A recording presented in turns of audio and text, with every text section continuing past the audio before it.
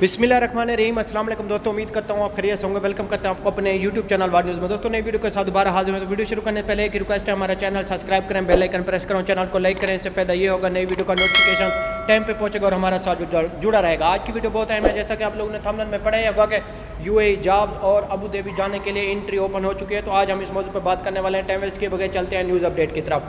देखिए, सबसे पहले जो बहुत से लोगों के सवाल आ रहे थे कि हमारे पास अबू धाबी का वीज़ा है, अबू धाबी के विज़िट ओपन हुए हैं। देखें, सबसे पहले हम आपको बताते हैं जिनके पास अबू धाबी का विज़िट वीज़ा है या वीज़ा है, वैलिड वीज़ा है, तो उन लोगों को इजाज़त मिल गई है। एंट्री का ऐलान हो चुका है, वो लोग ट्रैवल कर सकते हैं। अगर उन लोगों ने वैक्सीन भी नहीं करवाई, किसी भी कंट्री से ताल्लुक़ है, पाकिस्तान, इंडिया, बांग्लादेश, तो आप लोग विद फैमिली के साथ भी अप्लाई करके अबू धाबी के लिए अभी ट्रैवलिंग कर सकते हैं। आपके पास वीज़ा वैलिड है तो आप लोगों ने वैक्सीन नहीं करवाई तो आप लोगों को करतीना करना पड़ेगा 10 दिन बाद एक फिर आपका टेस्ट होगा, उसके बाद आप फिर कहीं भी जा सकते हैं। दूसरे नंबर पे बात कर लेते हैं नौकरियों की। देखें, जो मेरे भाई किसी भी कंट्री से ताल्लुक़ है, पाकिस्तान, इंडिया, बांग्लादेश, क्योंकि ओमान, मस्कत, कतर और सऊदी अरेबिया से जो लोग छुट्टी पे आए हुए थे तो फ्लैट की बंदिश की वजह से उन लोगों के इकामे ख़त्म हो चुके हैं, तो वो दोबारा वापस नहीं जा पा रहे थे। तो उन लोगों के लिए अबू धाबी हुकूमत ने भी ऐलान किया है, अगर वो लोग यानी कि तलीम याफ्ता हैं, बहुत ज़्यादा हुनर है उनके पास, तो इंजीनियर हैं या डॉक्टर हैं, तो वो लोग